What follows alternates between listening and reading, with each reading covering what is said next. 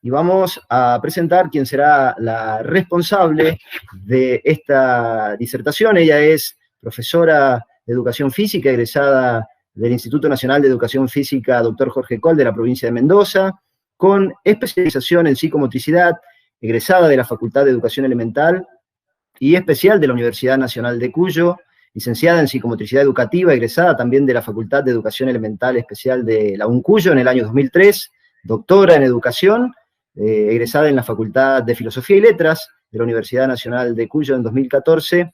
Es un placer para este congreso tenerla a Lucía Teresita Vera. Buenas tardes, profesora, bienvenida a este congreso. Buenas tardes, qué alegría. Muchísimas gracias por la recepción. Ha sido un placer también poder escuchar a Ciro y a Natalia, compañeros de trabajo, si bien estamos en perspectivas y en dimensiones dentro de lo que sería el desarrollo de la actividad física, el deporte, la educación física y la recreación en ámbitos diferentes, pero para mí es un placer. Agradezco al intendente, al director de deporte, a Sebastián y a Yona, que va a ser mi mano derecha, porque con mi problema de conectividad, él me va a acompañar en la disertación y estoy muy agradecida.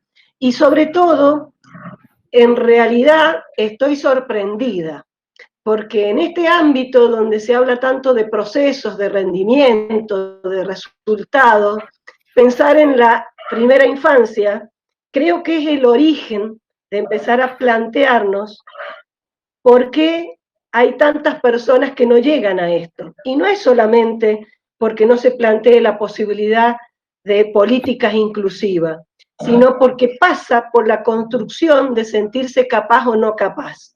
Y creo que la disertación que yo voy a tener es, en realidad, poder empezar a plantearnos por qué hay tantas personas que no se sienten capaz y que en realidad aparecería como la incompetencia aprendida, como dice Ruiz Pérez, por los tipos de prácticas que tuvieron, con las interacciones que tuvieron con los adultos, por allí no se sienten capaces de generar algún tipo de actividad o deporte, y mucho menos llegar al deporte del alto rendimiento.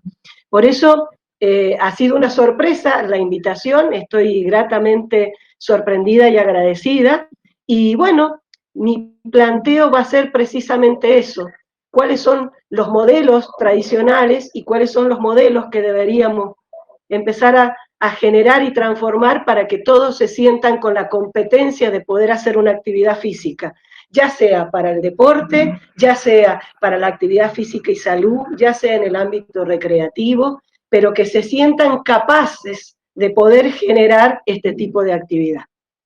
Nosotros le queremos contar que hay mucha gente de toda Latinoamérica siguiéndola, también de los Estados Unidos, y muchos de ellos son estudiantes, profesores y también público en general, por lo que al finalizar su disertación también podrá usted escuchar algunas preguntas, así es que va a ser todo un orgullo poder escucharla a partir de este momento. Bueno, muchísimas gracias, Gonzalo. Allá vamos, vamos con Yona, que es mi mano derecha.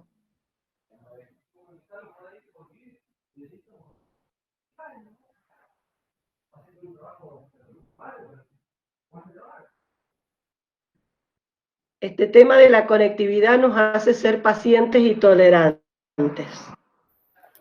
Sí, no hay ningún problema. Así es. Muy bien. Allá apareció Yona, gracias a Dios. Muy bien, acá estamos. Decía, realmente mi sorpresa de pensar en la primera infancia. Vamos, Yona, con la primera diapositiva, por favor. Para poder hablar de la primera infancia, yo creo que es muy importante pensar que es donde se van a establecer las bases para todo el desarrollo del sujeto, porque el sujeto no está escindido, el sujeto no es una totalidad dentro de una totalidad que es el contexto sociocultural e histórico. Y yo recién escuchaba a Natalia y decía, qué importante que los aspectos nutricionales también tengan en cuenta los contextos, las culturas, y me parece que recién cuando yo me presentaba decía el inicio porque la primera infancia, y en donde tenemos que realmente generar políticas, tiene que ver con favorecer el desarrollo de sujetos que se sientan capaces, de sujetos que desarrollen motrizmente, cognitivamente, emocionalmente, una sensación de ser capaz. Pero no ser capaz de acuerdo a la normalidad, sino ser capaz de acuerdo a su singularidad.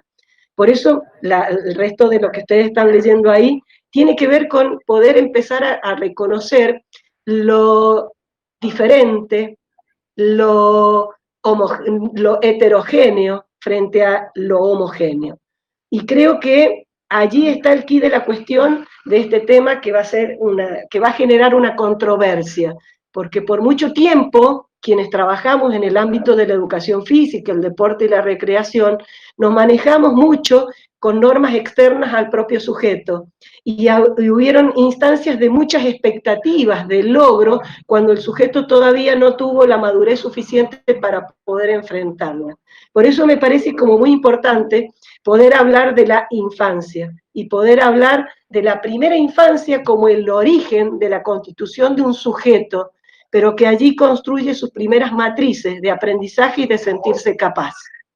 Vamos con la otra, Jonah. Cuando hablamos de primera infancia y de la acción y del acompañamiento y de los procesos educativos y de humanización, tenemos que ir pensando que hay cambios de concepciones. Y fíjense que la frase que yo puse acá abajo me parece que es como muy importante, porque en realidad, cuando hablamos de concepciones, lo más importante es poder reflexionar sobre lo que pienso y hago. Humberto Maturana dice que el hombre no es solamente Homo sapiens, sino que es Homo sapiens sapiens. Tenemos la posibilidad de reflexionar sobre nuestros propios pensamientos.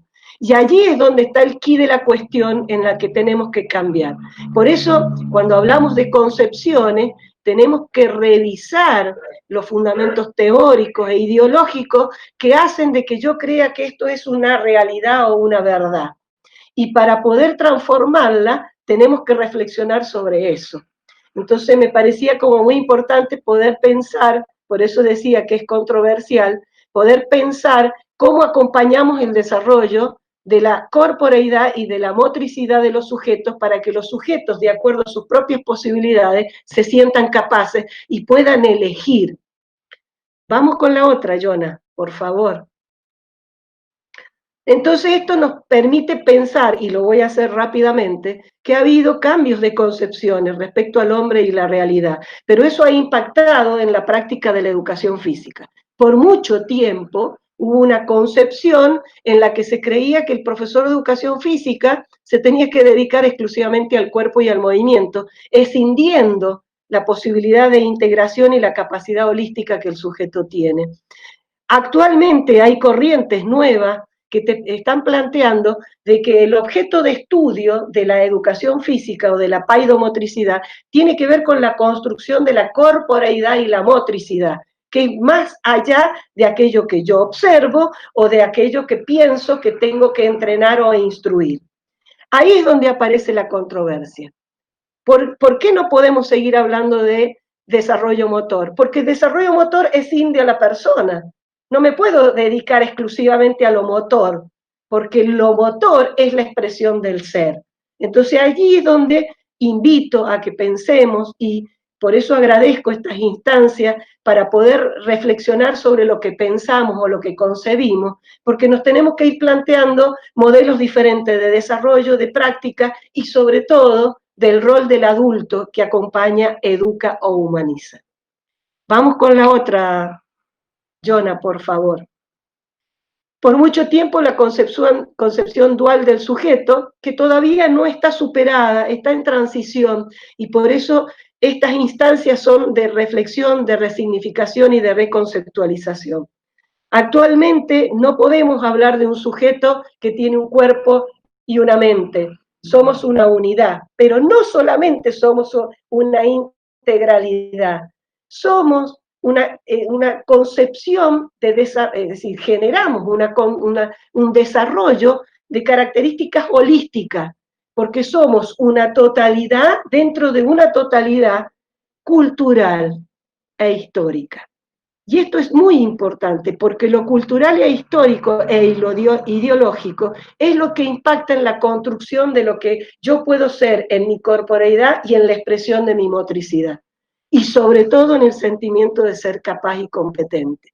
Muchas veces cuando hablamos de el cuerpo y el movimiento, aparecen los estereotipos, aparecen las técnicas, aparecen toda esta cuestión de normalizar. Ahora no se trata de normalizar, ahora se trata de respetar procesos individuales y de singularidad, en donde yo voy a construir quién soy a través de mi corporeidad, con conciencia, con creatividad, con intimidad, con decisión. Por lo tanto, eso se construye con los otros y va más allá de lo material y orgánico. La otra, por favor. Por lo tanto, nos tenemos que empezar a plantear en la primera infancia qué concepción de sujeto tenemos, qué concepción de desarrollo tenemos y cuál es la práctica que tenemos que generar. Y acá me parece que es muy importante, y celebro haberla escuchado a Natalia, porque ella habla en este doble anclaje del organismo y el medio social, cultural e histórico, y cómo la relación dialéctica de esto constituye mi sentimiento de ser capaz o de no sentirme capaz para tal cosa. Y por lo tanto, me quita la posibilidad de elección. Vamos con la otra. Entonces, voy a plantear acá características muy simples de cuál es un modelo y cuál es el otro. Recién hablaba de concepciones de sujeto. Yo creo que el sujeto es el cuerpo, el psiquismo, la mente, y yo me dedico al cuerpo. No. Actualmente, gracias a Dios, todo eso se está superando. Pero todavía en las prácticas concretas hay como arraigado este concepto de que yo me dedico a lo motor. Y fíjense las características que tiene esta concepción. Es decir, pareciera que yo como profesora de educación física o profesor de un deporte me tengo que dedicar exclusivamente a la técnica, a la habilidad específica y a la resolución de una situación en la que busco un producto. Pero ahí es donde yo vuelvo a plantearme cuántos llegan a esa situación y cuántos de ellos se autoexcluyeron porque no se sentían capaces. Entonces, este modelo de desarrollo, que tiene más una concepción dual del sujeto, tiene un carácter normativo y homogéneo. Y ahí me parece que también es importante empezar a plantearnos, sobre todo actualmente cuando hablamos de que tenemos que respetar la diversidad y buscar la inclusión.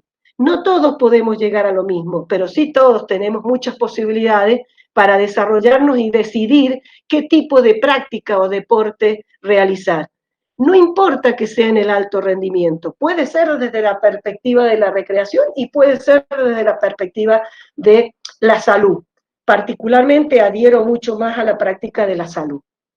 ¿Cuál es la característica? La acción del adulto buscando el efecto de la ejercitación sobre el funcionamiento del cuerpo.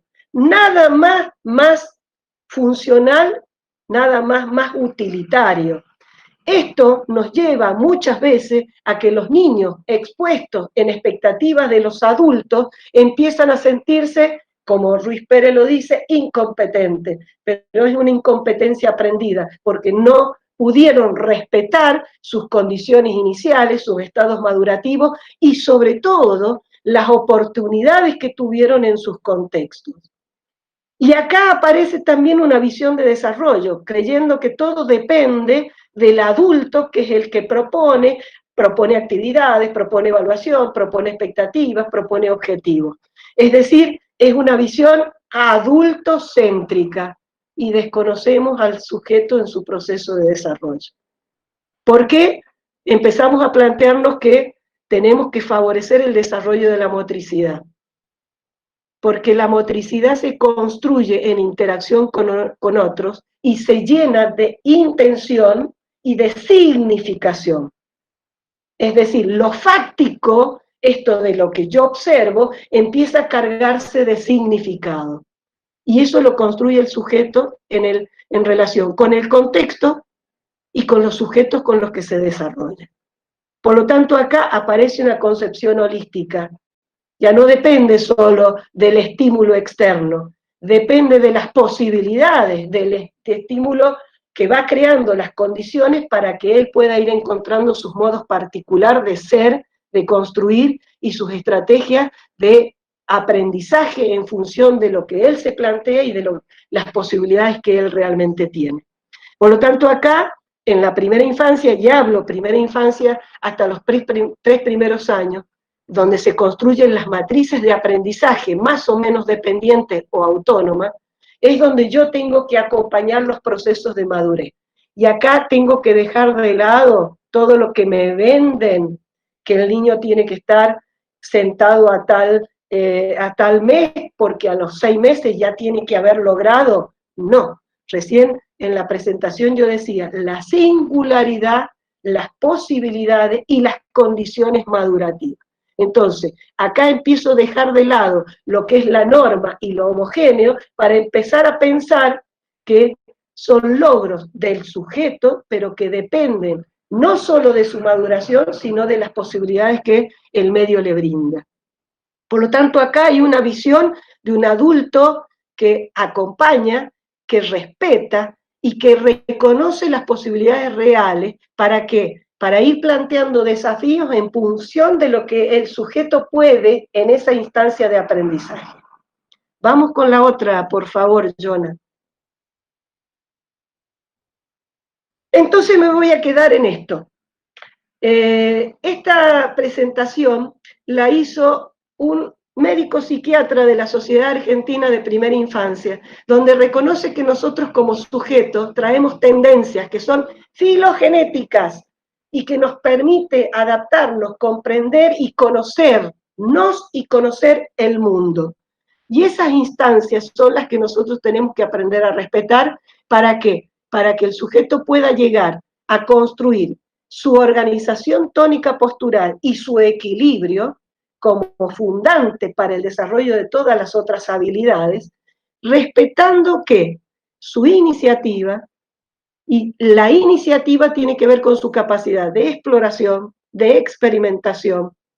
Nosotros como sujetos necesitamos ser mirados y ser reconocidos en nuestra capacidad, y no siempre estar en cierto modo comparando lo que yo hago con una norma externa, con parámetros de normalidad. Por eso digo que esto es controversial, pero es importante que lo empecemos a pensar. Como sujetos humanos necesitamos ser mirados por el otro para existir, pero a la vez necesitamos ser respetados en nuestra singularidad. También necesitamos el juego. El juego es una necesidad vital y eso daría para un desarrollo posterior muy importante, pero tiene que ver con la posibilidad de expresión de lo que quiero, de lo que puedo, de lo que necesito y de la posibilidad de generar estrategias propias de aprendizaje. Esto me parece que es fundamental, porque en los primeros 3 años de vida construyo la organización psíquica, y a través de la vivencia de mi corporalidad y de mi motricidad es cuando empiezo a construir mi yo corporal, que es el inicio del yo psíquico, que también sería para desarrollar mucho. Pero mi idea era poder identificar por qué no podemos seguir hablando de desarrollo motor, por qué es importante pensar en un sujeto que de acuerdo a sus condiciones orgánicas y madurativas y la interacción con el medio, pueda llegar a construir su propia corporalidad y su propia motricidad con un sentimiento de ser capaz. Vamos con la otra, Jonah, por favor. ¿Qué significaría esto? Muchos dicen, y yo lo planteo, libertad de movimiento condicionada. ¿En dónde ponemos la condición para que el niño por propia iniciativa vaya desarrollando su postura y su motricidad autónoma, fundante para incorporar posteriormente o para favorecer posteriormente el desarrollo de todo lo que nosotros hablamos en educación física?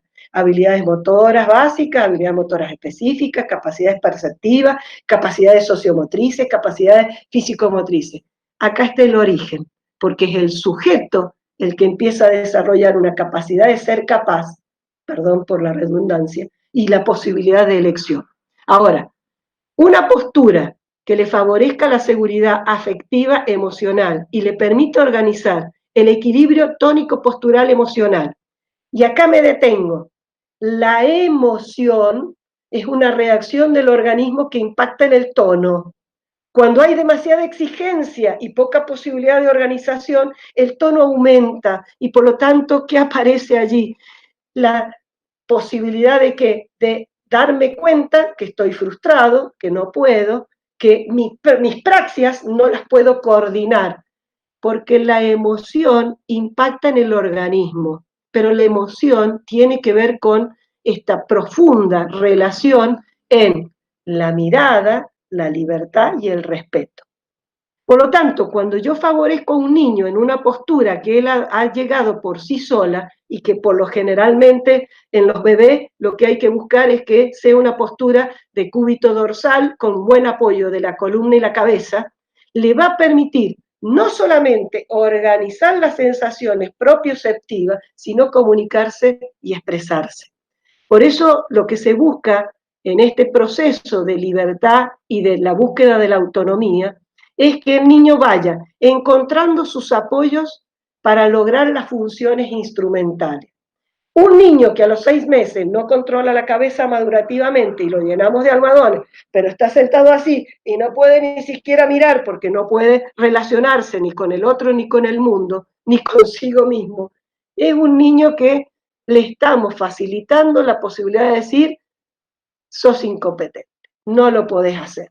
Y en realidad la grave dificultad es del adulto que se está manejando con normas externas que actualmente se están también cuestionando, porque no todos tenemos los mismos procesos, y que lamentablemente lo que no le permitimos al niño es un proceso fundamental para organizar la postura, la bipedestación y llegar posteriormente al otro desarrollo de la motricidad, que tiene que ver con la propiocepción. Y nadie puede vivir mi cuerpo, solamente yo. Sabemos que la propiocepción tiene que ver con la organización de la información de músculos, articulaciones y huesos, que eso va quedando a nivel de la corteza cerebral y voy armando engramas motores que me permiten empezar a construir la noción de esquema corporal, pero no solamente de esquema corporal, de mi imagen corporal. Y la imagen corporal tiene que ver con lo afectivo emocional, porque somos eminentemente emocionales y eminentemente seres comunicacionales y de expresión. Ahí me parece que es un punto importante a tener en cuenta. Por eso me parecía tan importante esta invitación, porque creo que ahí está el origen de poder sumar a mucha gente que se sienta capaz de poder elegir qué hacer con su corporeidad y su motricidad. Cuando nosotros favorecemos una base segura en donde el niño puede ir organizando su propiocepción e interocepción, va a ir encontrando sus puntos de apoyo y quizás va a ir encontrando posturas alternativas para llegar a la bipedestación, que la bipedestación no se enseña a llegar a estar parado y caminar. Eso es herencia filogenética. Lo que nosotros tenemos que promover son ámbitos facilitadores para que el niño pueda lograrlo por sí mismo. Por lo tanto, que pueda encontrar sus puntos de apoyo para poder generar funciones instrumentales. No sirve de nada que lo llene de objetos externos cuando el objeto de conocimiento es su propio cuerpo.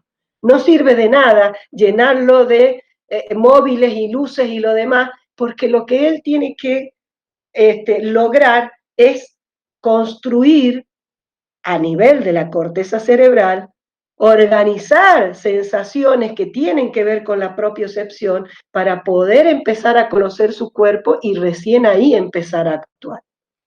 El equilibrio emocional también es como muy importante y eso se logra con el otro.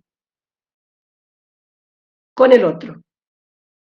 Lamentablemente creemos que tenemos que proponer cosas para que el niño lo logre, y en realidad es al revés.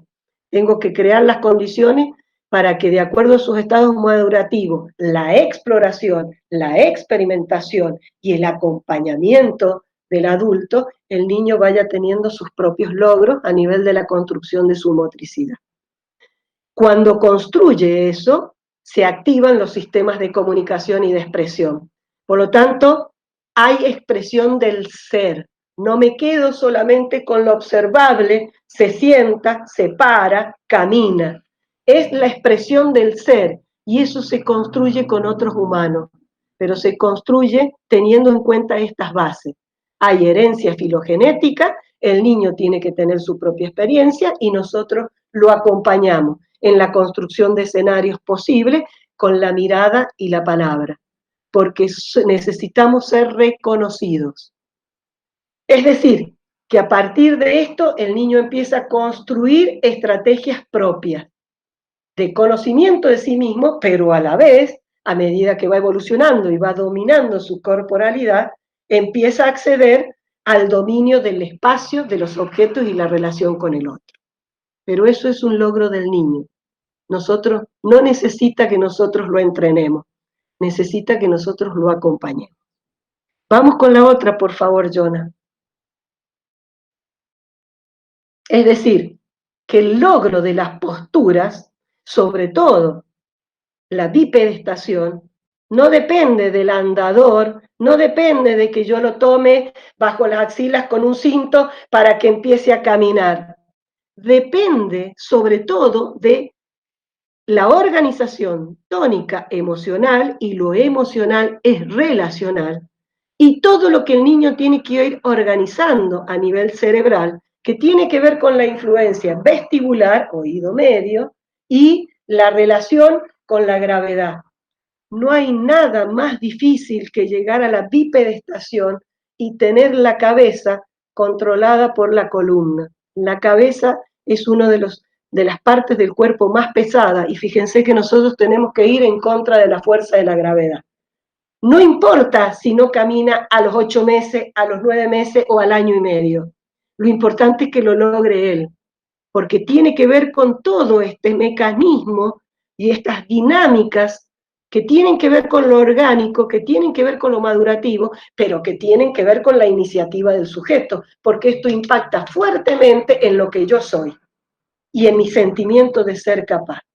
Cuando hay demasiadas expectativas del exterior y poco reconocimiento de las relaciones madurativas, aparece un profundo sentimiento de no ser capaz. Y eso muchas veces trae disfunciones, dificultad en la comunicación, dificultad en el aprendizaje, y fíjense que acá está el origen de todo. Por eso agradezco la invitación y trato en lo posible de que se pueda significar que cuando hablamos de política deportiva, cuando hablamos de política de salud y prevención, no descuidemos qué aconteció en la primera infancia.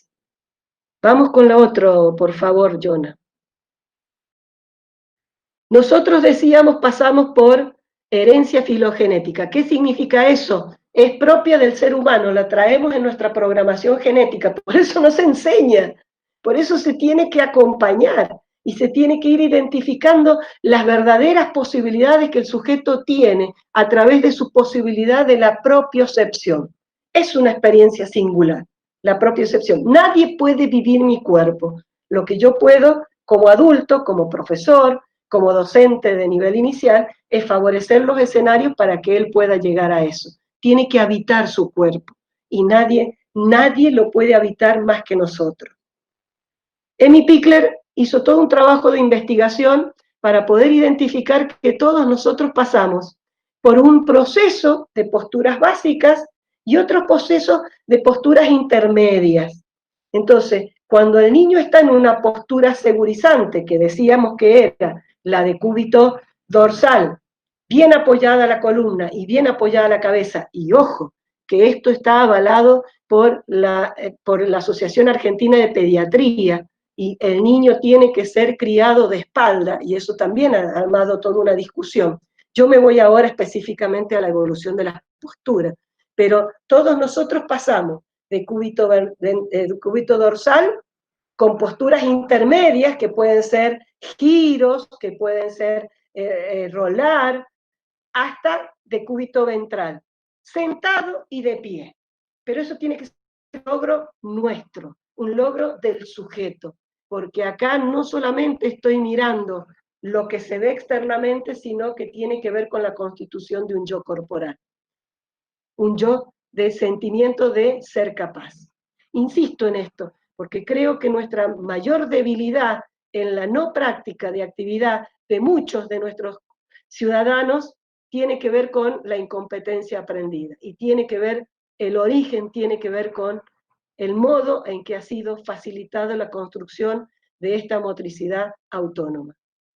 Nosotros vamos pasando de posturas básicas a sobreviente, centrado y de pie, intercalando posturas intermedias y algunos desplazamientos, pero eso tiene que ser construcción del sujeto. Vamos con la otra, por favor, Jonah. Esta es una breve referencia de cuando un niño está educado o se le ha facilitado la vivencia de su propiocepción y la construcción de posturas hasta llegar a la bipedestación, que se le cambia el mundo, porque se cambia la perspectiva de espacio, se cambia la perspectiva de tiempo, de lejanía, de distancia.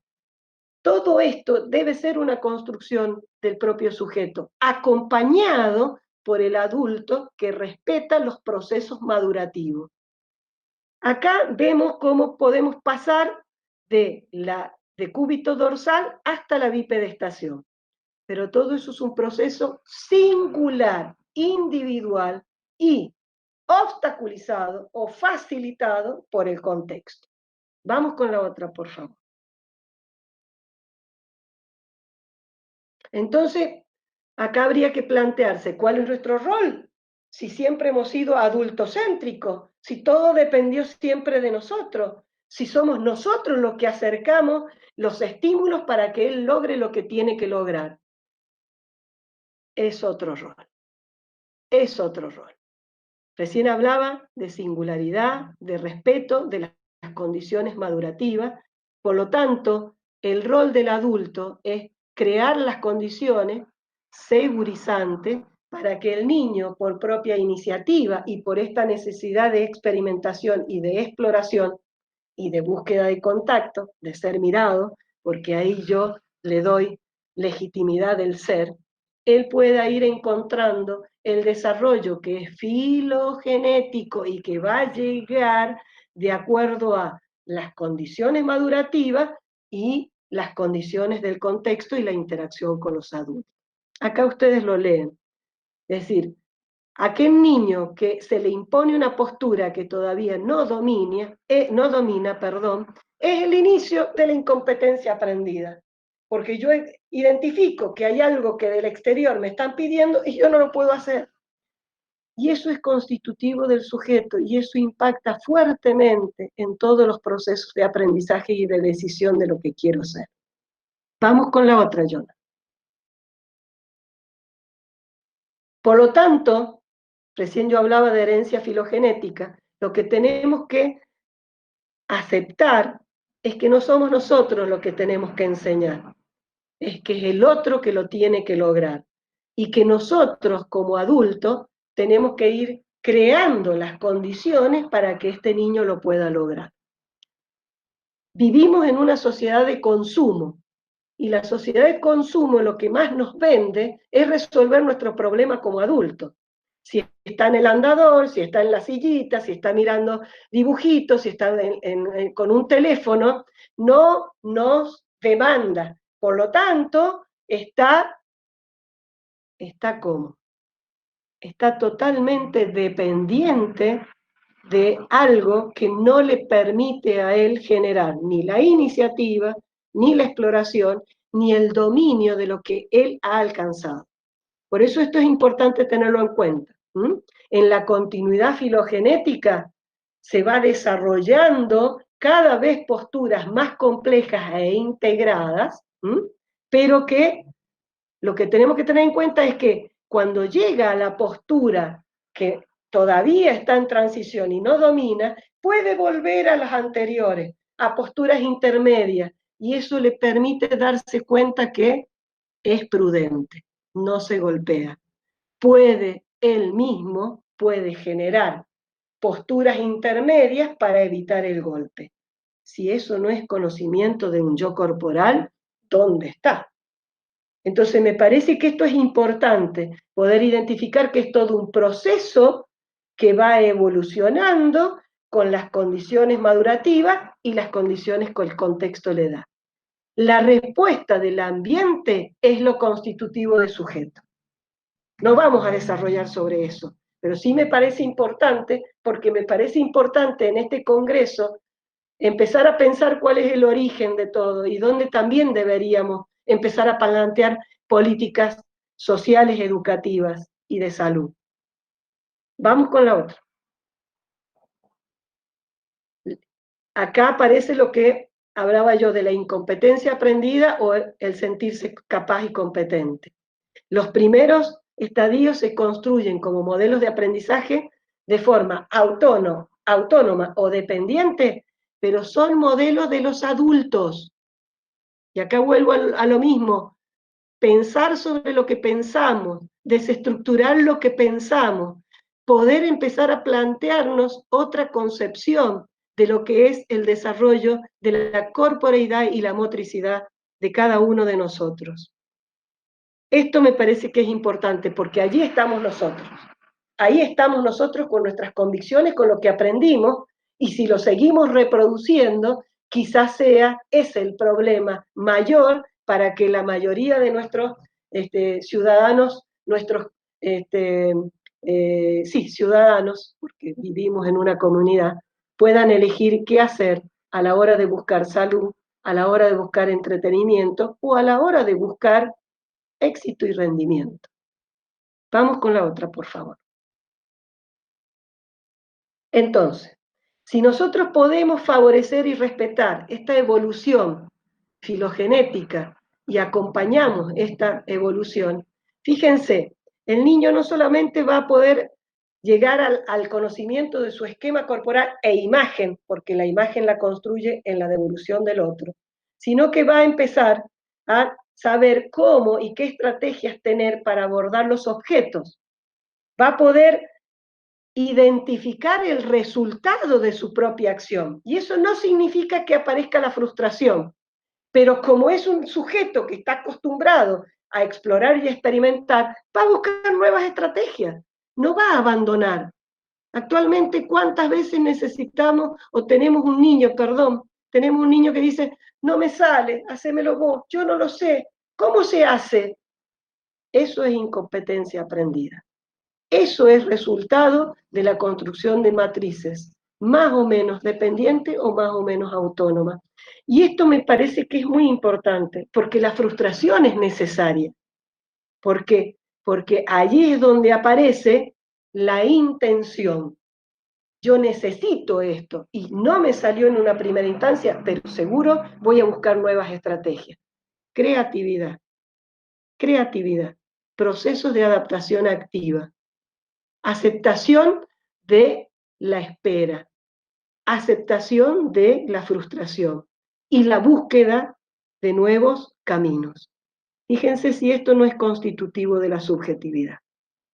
Entonces, para hablar de evolución de la corporeidad y la motricidad como fundamento esencial para el desarrollo de toda la motricidad de los sujetos, tenemos que tener en cuenta que hay un aspecto interno que tiene que ver con las condiciones madurativas, pero a la vez con la propiocepción, con la construcción que yo hice de mi imagen corporal, y un apoyo externo que tiene que ver con el accionar del adulto.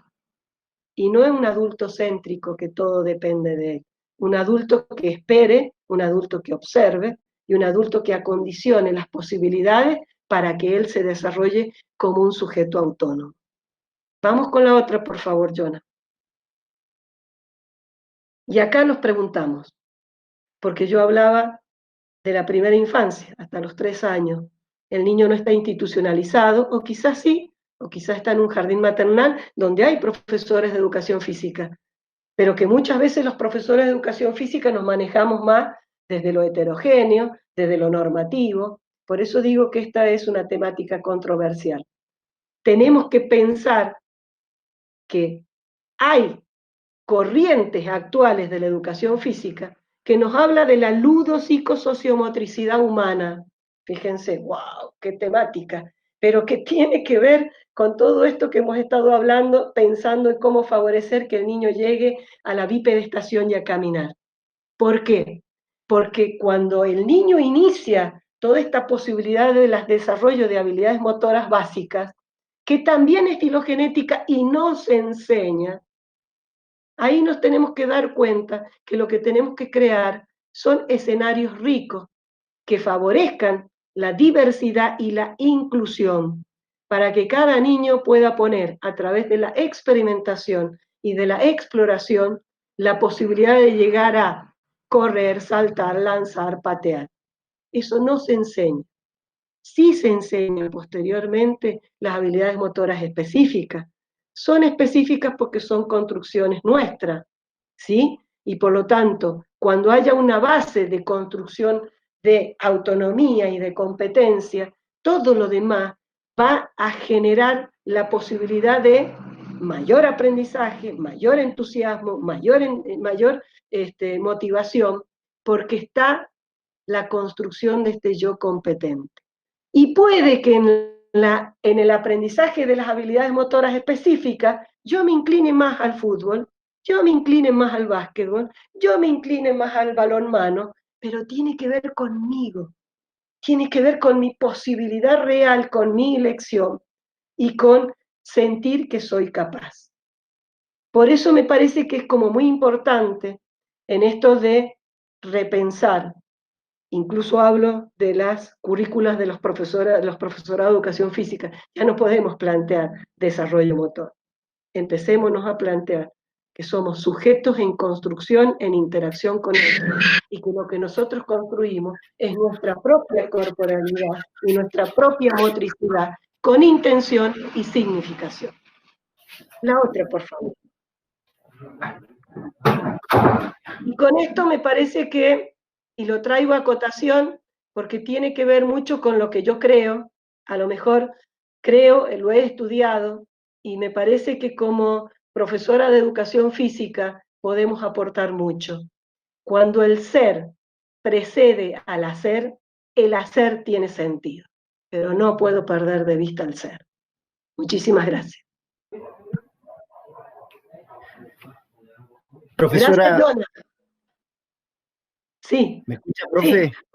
Sí. Bueno, del otro lado nosotros tenemos miles de seguidores de este primer congreso, como decíamos, de toda Latinoamérica, y no nos queremos olvidar de nuestra querida provincia de Mendoza. Nos han saludado muchísimos profesionales y además nos han enviado preguntas a través del canal de YouTube, también profesionales que están siguiendo su disertación. Y vamos a comenzar con algunas que consideramos importantes.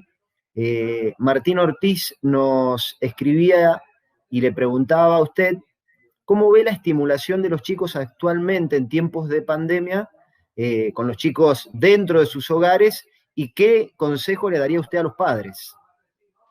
Mira, qué importante que es esta pregunta.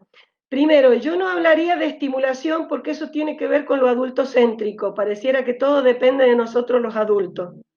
Entonces, yo hablaría más de cómo crear ambientes segurizantes, y el primer ambiente segurizante es el equilibrio emocional.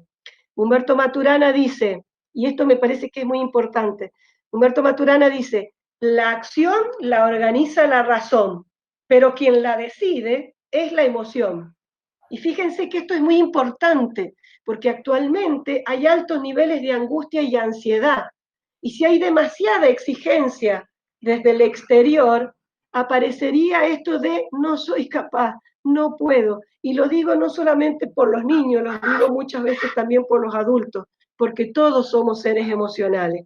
Y actualmente la situación de incertidumbre, la situación de exigencias, por ejemplo, de la escuela, en la que el papá termina haciendo la tarea, allí me parece que es donde estamos perdiendo de vista el ser. Somos seres emocionales y en momentos de crisis lo que tenemos que tratar de contener es el equilibrio emocional para poder accionar y no reaccionar. Nos llegan otras preguntas. Julián Sánchez Acosta le pregunta ¿cómo hacer para que los gobiernos, a través de su Ministerio de Educación, entiendan la importancia de la educación física en la primera infancia y que haya profesionales en esa labor? También es todo muy controversial.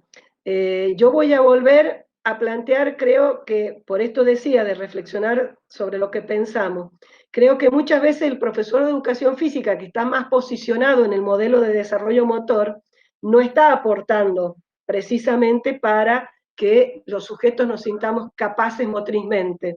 ¿Por qué? Porque en su ámbito de formación nos hemos manejado más desde la norma, nos hemos manejado más desde lo heterogéneo y hemos buscado técnicas de movimientos a ser reproducidos. El planteo mío es totalmente diferente. Ahora, a nivel político, lo que se necesita son políticas educativas de salud y de desarrollo, de acompañamiento de la primera infancia. Y allí tiene que haber profesionales formados. Le hago la última de las preguntas porque son muchísimas, pero hemos elegido algunas para que usted pueda responder. María Fernanda Carmona le pregunta, ¿cuál es su mirada sobre los juegos organizados en los recreos para disminuir el aburrimiento o violencia con el otro? Los queridos recreos de tanta Bien, ahí nos discusión. vamos sacando el problema, nos sacamos el problema encima. Digamos, la dificultad de interacción de los niños se construye también. Se construye bajo la, digamos, la base de la tolerancia y de la intolerancia, de la imposición o el respeto. Por lo tanto, las manifestaciones de agresión o las manifestaciones de dificultad en la socialización se construye en el proceso de desarrollo con otros adultos. Ahora, a mí me parece que no estaría mal crear escenarios para que el niño pueda elegir dónde jugar. Es decir, crear los escenarios, pero buscar la posibilidad de elección. En la creación de los escenarios, quizás yo busque situaciones donde haya interacción, que para un niño que no puede autorregularse a partir de la norma, lo estoy poniendo en una dificultad, o favorecer escenarios donde no haya contacto corporal, pero sí haya estrategias de intervención, que sí haya posibilidad de adecuación a la regla. Por eso me parece que no, el problema no está en los recreos organizados. Tienen que ser recreos inteligentemente organizados por los adultos, porque si no estamos evitando sacarnos el problema, cuando en realidad lo que tenemos que buscar es que el niño pueda sentirse con sus posibilidades de elección, pero la propuesta nuestra no tiene que enfrentarlo a su frustración y fracaso, al contrario. Por eso tiene que ser muy inteligente la propuesta de los profesores. Profesora, ha sido un placer escucharla y nos gustaría que usted dejara el mensaje final para los miles de inscriptos en este primer congreso, para otros tantos que nos siguen a través del canal de YouTube, porque hay público en general también, además de estudiantes, profesionales, docentes, que usted deje su mensaje final. Bien, primero, por supuesto, agradecer esta posibilidad, porque sinceramente me sentía, dentro de las temáticas, me sentía como que no encajaba, pero, digamos, me parece genial la visión que tuvo esta organización del Congreso, empezar a plantearnos los orígenes. Insisto en eso, empezar a plantearnos cómo nos construimos como sujetos competentes corporal y motrizmente para poder elegir lo que quiera elegir de cualquier tipo de actividad física. Y por otro lado, me parece muy importante que podamos compartir concepciones, desestructurar y volvernos a construir. Creo que de eso se trata la transformación, no solamente personal, sino también profesional. Y nos tenemos que involucrar. Y este congreso lo que nos permite es involucrarnos, socializar. Podemos disentir, por supuesto, podemos dialogar, por supuesto, pero creo que cuando se genera la disonancia cognitiva y la desestructuración de lo que yo creía que era una verdad, me parece que ese es el mejor proceso y este es el mejor ámbito para poder generarlo. Profesora, desde el Departamento de La Paz, le mandamos un gran abrazo a la distancia. Gracias. Y Gracias a ustedes. el aplauso de los cientos y miles de seguidores que están del otro lado. Muchísimas gracias. Gracias a ustedes, gracias a la organización y agradezco y reconozco muchísimo el esfuerzo que han realizado. Bravo por la paz. Así pasaba la profesora Lucía Vera, regalándonos este importante aporte con su disertación. La vamos a invitar a ella y a todos los que están del otro lado, disfrutando, compartiendo este primer Congreso de Deporte, Actividad Física y Recreación, a compartir este video institucional donde nosotros les contamos cómo se vive, cómo se practica, cómo se disfruta el deporte en el departamento de La Paz, aquí en el este de Mendoza.